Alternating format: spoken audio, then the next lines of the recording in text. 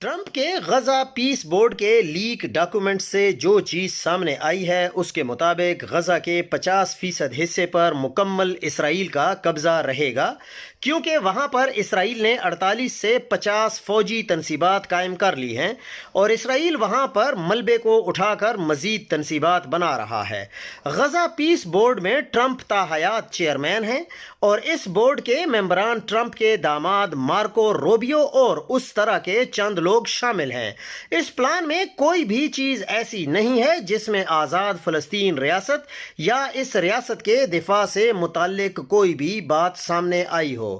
ہمارے جو مولوی صاحبان ہیں نظام مصطفیٰ کے لیے اکٹھے ہو گئے تھے، کیونکہ امریکہ کی مرضی تھی، اسی لیے کام پورا ہوتے ہی نظام مصطفیٰ بھول گئے۔ وکلاء عدلیہ کی آزادی کے لیے اکٹھے ہو گئے تھے، مگر ایک بندے کی بحالی کے بعد مقصد ہی بھول گئے۔ طلبہ ایوب خان کے خلاف نکلے، مگر آج وہ جانتے ہیں،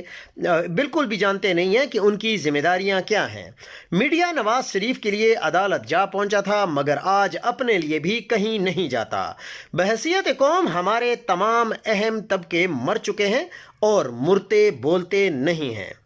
آخر جی، ہم ٹرمپ کے پیس بورڈ میں اگر شامل نہ ہوتے تو ٹرمپ کے غیظ و غضب کا سامنا کیسے کرتے؟ پھر سری لنکا، نیپال اور بھوٹان جیسے کمزور ملک بھی شامل نہیں ہوئے تو ٹرمپ ان پر ایٹم بم کب پھینک رہا ہے؟ سیدھی بات کیوں نہیں بتاتے کہ ہمارے بڑے صاحبان اگر شامل نہ ہوتے تو ٹرمپ پاکستان ڈیموکریسی ایکٹ پاس کرا دیتا، جو کرپٹ ہمارے بڑے صاحبان ہیں اور ہمارے جو بڑے اشرافیہ ہیں ان کے غیر ملکی بینک اکاؤنٹس بند ہو جاتے، ان پہ انسانیت کے خلاف جرائم میں ملوث ہونے کے کیسز کھل جاتے، دھاندلی زدہ حکومت کو جائز تسلیم کرنے سے انکار ہو جاتا، یعنی لوٹ مار کا موقع بھی ختم اور پچھلا لوٹا ہوا مال بھی ضبط ہو جاتا۔ گندا ہے پر پھر بھی بڑے لوگوں کا دھندا ہے۔ اپنی عیاشیوں اور لوٹ مار کے لیے فلسطینی کا خون بیچا گیا، صاف بات نہیں کی جا رہی۔ انصار عباسی اور اس جیسے دیگر عسکری تبصرہ جو نگار ہیں انہوں نے کبھی بھی غزہ فوج بھیجنے کی خبر نہیں دی، پیس بورڈ کا حصہ بننے کی خبر بھی نہیں دی،